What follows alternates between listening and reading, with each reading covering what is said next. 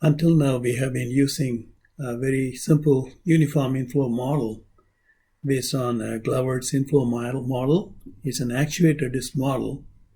Therefore, the inflow is assumed to be uniform all throughout the rotor disk. It gives a fairly good first-order estimates of the performance, as we saw in our earlier work. Also, you get the first-order estimates of the blade flapping dynamics as a function of the pilot input, and also the first-order estimate of the hub loads, thrust, torque, power, and so forth. These may be enough to get started in the early stages of, say, conceptual design of a helicopter rotor. But for other things, you need something more advanced. So we are going to talk about the more advanced models, both the classical models and also the more recent versions of these models. In the website, there are several papers that go with this. So we would not be showing those papers in this presentation, but I will refer to them as we go through this particular video. So let's get started. I'm going to go to a full screen mode to see, easier to see. Okay. So first we are going to start with some classical inflow models. The classical inflow models start with what we saw earlier, which is the Glover's inflow model. You may recognize this equation here. Here the letter V, lowercase v, is the induced inflow velocity through the rotor disk. Capital V infinity is the free stream velocity.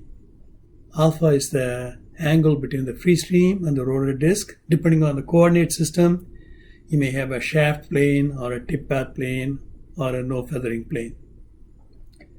So rho is the ambient density, A is the disk area. So thrust is related to the expression that is shown in here.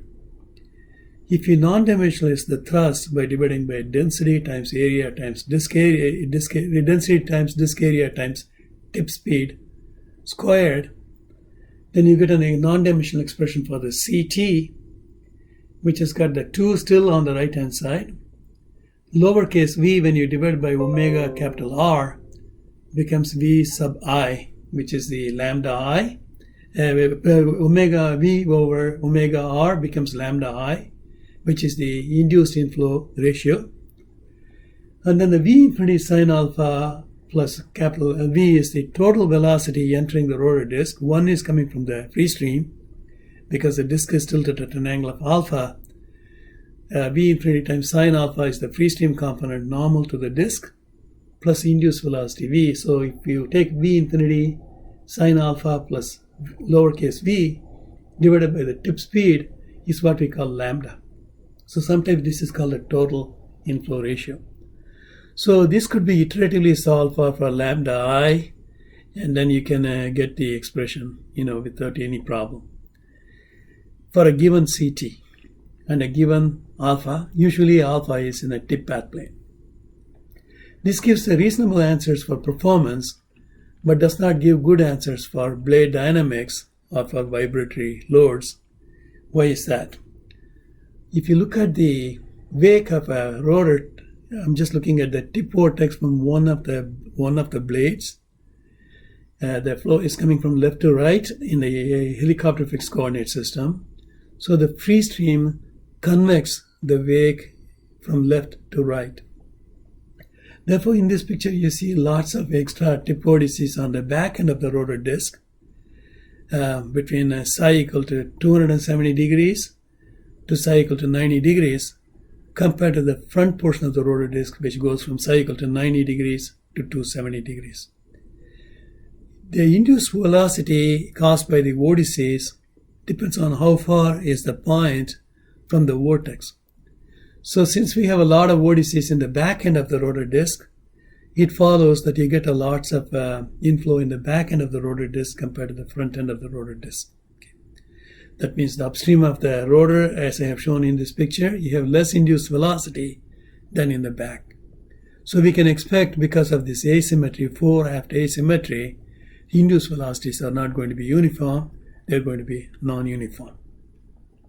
So this, therefore, when you use a induced velocity, uniform induced velocity, you get a lot of incorrect answers.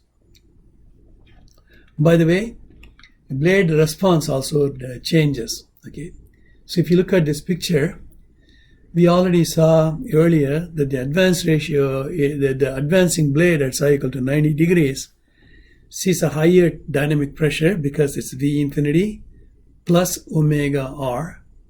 So it's V infinity sine psi plus omega r. When psi is 90 degrees, you get the full blast of the free stream adding to the blade forward motion. So you get a lot of dynamic pressure, therefore the blade flaps up.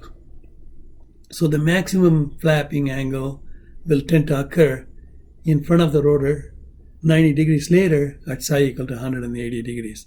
In front of the pilot, in the symmetry plane, if you will. How about the blade at a psi equal to 360 degrees? Let's say you have a blade is at psi equal to 0 degrees. It sees a lots of downward directed inflow. Therefore, the lift is lower. Remember the induced velocity. It reduces the angle of attack. Therefore, alpha effective decreases. Therefore, CL decreases. So the load lift decreases. So the blade tends to flap down at psi equal to 270 degrees. Because now you have a lot more induced velocity in the back end of it, the blade tends to flap down lots more than Glavert inflow model will say. Therefore, the blade response, especially the flap down response, beta 1s, which is a negative number, is much more negative with a non-uniform inflow compared to a uniform inflow. Frank Harris, we have a good textbook by him, really a NASA report in our website. He published a paper in the Journal of American Helicopter Society. He looked at the flapping response of a two-bladed articulated rotor at a particular thrust setting. That means the theta naught was adjusted. And then he looked at the beta 1s, beta 1c, and he found that the uniform inflow does not cut it at all. So if you look at the back, this is the picture of the model that we are looking at. This is a two-bladed articulated rotor. Before the wind tunnel is turned on, the blade looks like a horizontal parallel to the floor of the tower, parallel to the free stream. But when the blade starts spinning, as we talked about earlier, at psi equal to 90 degrees, you have an excess dynamic pressure. Therefore, at psi equal to 180, it flaps up. At psi equal to 0 degrees, it flaps down. Because on the retreating side, at psi equal to 270 degrees, you get the lowest dynamic pressure, lowest lift. Therefore, the blade flaps down to its maximum position 90 degrees later at psi equal to 360 degrees or psi equal to 0 degrees. So this fore-aft flapping, called a longitudinal flapping, has got an angle beta 1c, which we see is negative. So when Harris looked at the wind tunnel, by the way, when you look at it, the same rotor from the rear, this is a lateral flapping. As we saw earlier, you get lots of induced velocity at psi equal to 0 degrees. So lots lower lift at psi equal to 0 degrees. So 90 degrees later, at psi equal to 90 degrees, the blade flaps down. On the other hand, at psi equal to 270 degrees, the blade does not have quite so much induced inflow. Therefore, it tends to have a higher lift. Therefore, at psi equal to 270 degrees, 90 degrees later, the blade tends to flap up. So when you look at it from the rear, at psi equal to 90 degrees, the blade is flapping down. At psi equal to 270 degrees, the blade is flapping up. So again, the beta 1s, which is called a lateral flapping angle, is a negative number. The more the advance ratio, the more the fore-aft asymmetry, because the more of the wake gets blown backwards. Therefore, we expect to see more of this asymmetry. So when you compare this test data, this is the test data is shown here in a solid circle. We are plotting the minus beta 1c versus advance ratio mu. That means you're flying faster and faster, or the wind tunnel phase is higher and higher.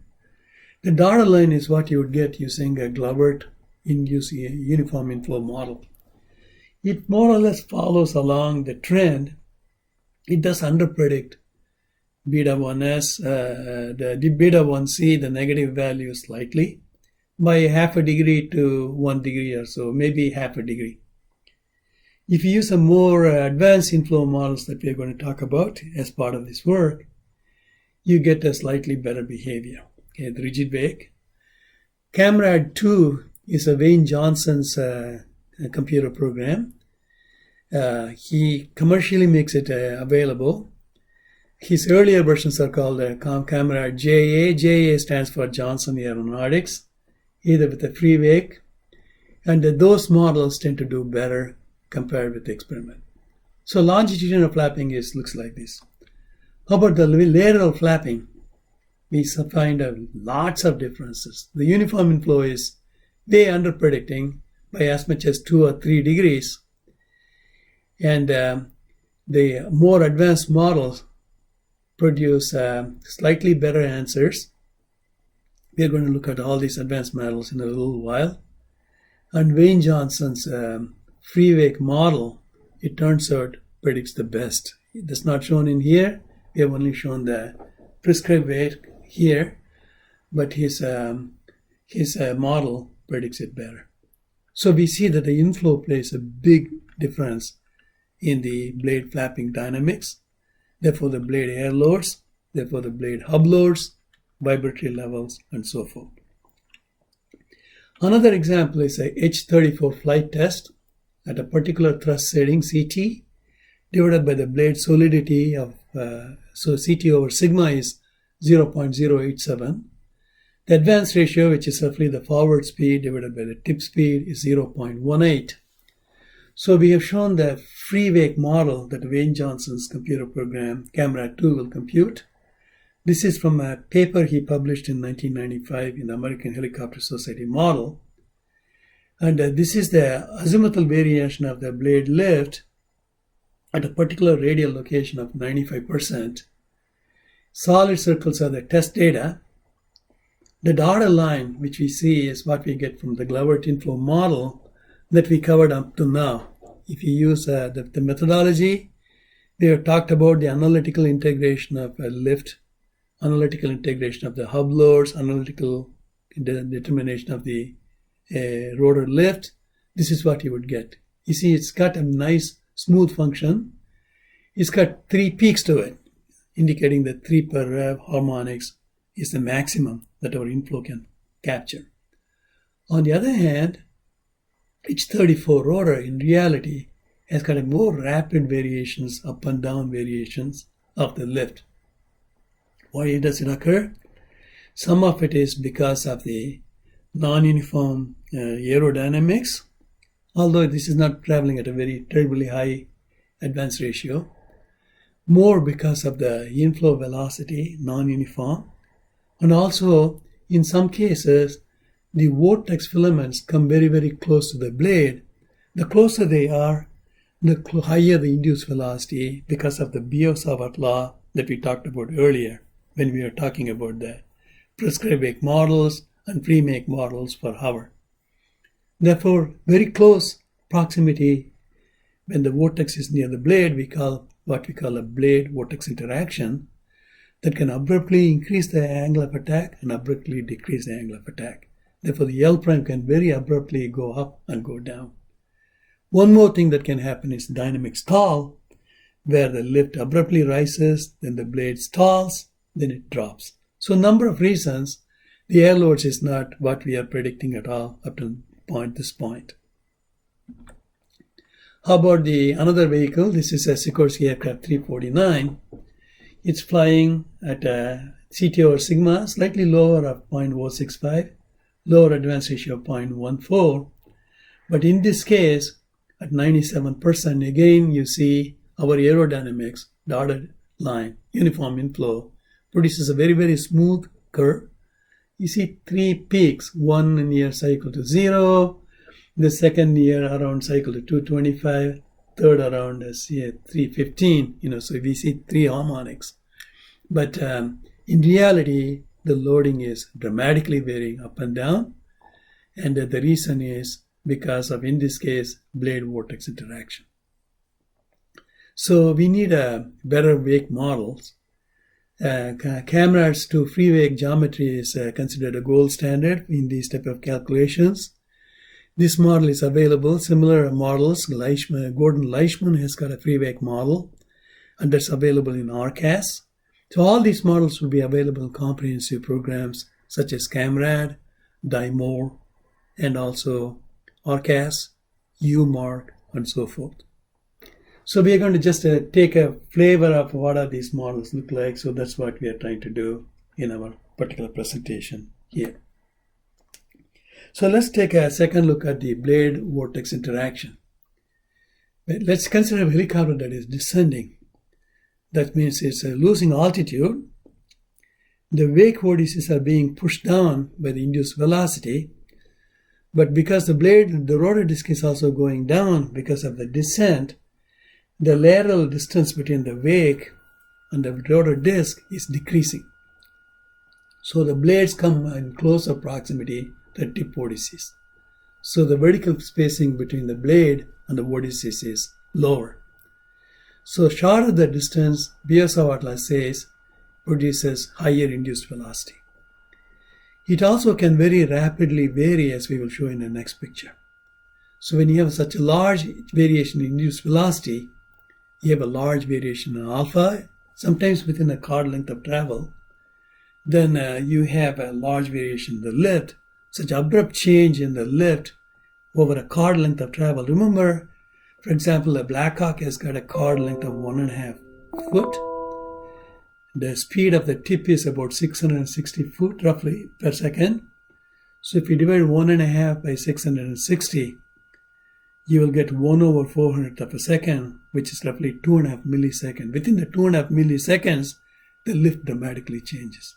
So when it changes so much, it's felt as a vibration. Just like when you're going over a bump, very short bump, we rapidly go up and down, you feel the vibration, compared to the smooth, shallow rise and fall of the road.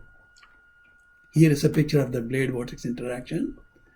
The vortex is underneath the airfoil. The airfoil is going from left to right. So the vortex is spinning clockwise in this case.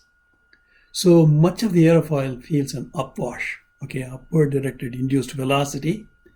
Therefore, it will increase the angle of attack.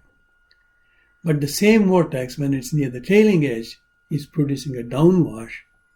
Therefore, it produces a reduction in the angle of attack. So on the left side, you have an increased lift. On the right side, you have a decreased lift. So the blade vortex interaction, within a fraction of a couple of milliseconds, has dramatically changed the lift. So engineers realized something more needs to be done. Glavert Inflow model was not sufficient. Unfortunately, there was not a lot of computers available until 1960s when IBM came up with their 1620 digital computer, programmable computer. So until that time, people either used analytical integration or semi-empirical integration of the Biot-Savart law to come up with the better inflow velocities.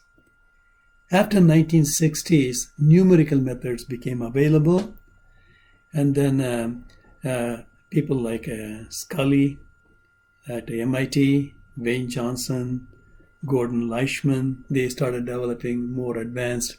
Sadler at Bell Helicopter, they started developing much more advanced induced velocity calculations based on the numerical integration of Biot-Savart law. We will just look at a few of these here. First one is by Coleman. Coleman, what he did was he said, this is the vortex structure seen by a single blade on the left-hand side. It's a helical. When you look at it from the top, it's blown backwards, because of the free stream velocity back from the rotor. The other way of thinking is helicopter has moved forward, leaving behind its mess behind it. The wake structure is helical, highly distorted. Its strength is varying all along the length of this vortex, which is a helical structure. So Coleman said, I'm going to take this helical structure, I'm going to break it into small circular rings. So the first circular ring is just around the rotor disc, at the edge of the rotor disc. The next one is a little bit behind it. Next one is a little bit behind it. So you think of it as take a spring, you stretch it, He slices it so that each thing becomes a concentric ring. So he got a picture that looks like this. So he assumed the circulation on each of these vortexes, the average, is not changing at all. So it's a constant circulation. So once you have a constant circulation for each of these rings, you can analytically integrate it, okay, for a closed circle. So he was able to analytically integrate it, and he came up with the induced velocity for little v equal to v Glovert, which is our uniform inflow, plus some extra value. So you could express it as this quantity, v equal to v Glovert times, within a square bracket, 1 plus, that 1 stands for the Glovert inflow, plus a kx times r over r is the non-dimensional radial distance, cosine psi is the azimuthal variation. So when psi equal to 0, you get lots of inflow. When psi equal to 180 degrees, cosine of 180 degrees is minus 1, so you get less inflow. So he was able to get the fore and aft variation. And the kx worked out to be tangent of chi over 2, but chi is called the skew angle. What's the skew angle? It's shown in the picture here. The induced velocity plus free stream velocity is pushing the wake down. So the wake descends downward at a velocity of lambda times omega capital R, where lambda is induced velocity plus free stream velocity, where the induced velocity is just the Glovert induced velocity. The wake is being pushed downward laterally at a velocity of v infinity, which is roughly mu times omega capital R. So chi is tan inverse of lateral blowing, which is v infinity, divided by the total flow. So you could think of it as a mu divided by lambda. So tangent of chi is mu over lambda, therefore chi is arctangent of mu over lambda. So this is a very, very simple Coleman model. So many people said, okay, this is very good. I can now come up with a better kx, doing a more advanced wake models, still analytical integration. Perhaps I can curve fit kx and improve the inflow behavior. So Dries, for example, came up with a model. He not only had a kx fore and aft symmetry. When psi equal to 0, you get a lots of inflow in the back end. When psi equal to 180 degrees, you get less inflow in the front. He also got a lateral inflow. When psi equal to 90 degrees, you get more inflow. When psi equal to 270 degrees, you get less inflow. The other way. When psi equal to 90 degrees, you get less inflow. When psi equal to 270 degrees, you get more inflow. His kx is a curve fit. Okay, we have some based on some analytical work and experimental work. Again, the chi is the same.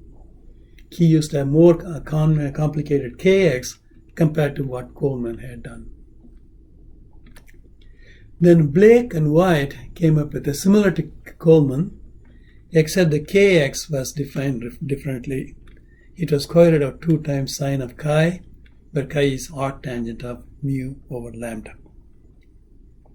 So here is these are the models that have been developed.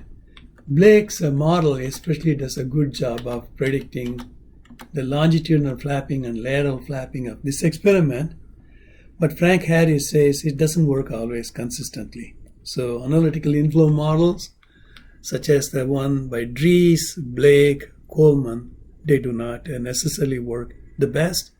Some kind of a rigid wake model or a free wake model is what is currently used in modern comprehensive courts. So others said, okay, after Blake and White, even before Blake and White, Castles came along. He said, I'm going to replace a numerical integration of Coleman's model. Instead of dealing with a ring by ring by ring, I'm going to distribute the ring along a skewed cylindrical surface.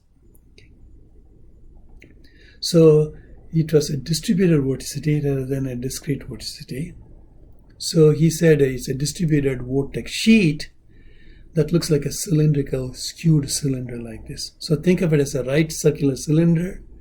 Then you take the bottom of the cylinder, move to the right, holding the top part of the cylinder the same. then you get a prismatic shape like this.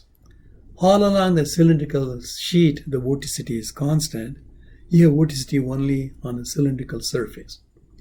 So you was able to analytically apply it, and you was able to compute the induced velocity anywhere, not only just at the rotor disk, which we need for computing the L prime, for computing the hub loads, vibratory loads, and so forth, but also off body. You may wonder, why would you need off body? For example, you may have a horizontal surface. Where do we put the horizontal surface? How is the horizontal surface influenced by this particular wake structure? So here is a typical picture of a contours of a V over V glovered at chi equal to 45 degree for a particular angle. It's a contour plot. So X over R in the solid line, the horizontal Z over R equal to 0 is where the rotor disk is located, from -1 to +1 in the X over R thing. Notice that the induced velocity is roughly equal to 1, which is V glovered, but it's got some skewness to it. Okay? It's not parallel to the Z over R equal to 0 line. Okay? We are also getting the induced velocity not only at the rotor disk, but at off-body locations as well. So this allows us to look at what's happening at the horizontal surface, horizontal tail surface, horizontal stabilized surface.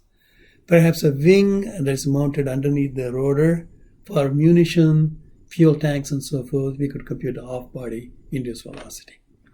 So he pre-computed a lot of these ahead of time, because at the time engineers didn't have sophisticated computers. So he pre-computed and made it available as graphs as shown in here. So next one is Hazen. So Hazen model is reported in the NACA report. It's also available at our website. Basically, he assumes not only the tip vortex is forming, but also lots of inner vortex is forming. So the circulation is changing from root to tip, he assumed, as a linear variation. So anytime the circulation is changing over the rotor, it's shading a wake structure. And then there are not just one tip vortex, but there are several inboard vortices. So he said, I'm going to teach each one of these inboard vortices as a cylinder, distributed over a cylinder. He used the analytical integration from Castle's model, now not along the tip, but along the inner cylinders. So he took several of these cylinder wake, add them all together, and then sum them up. So this is the Hazen's model. So we'll take a short break at this point, and we'll continue with our inflow model.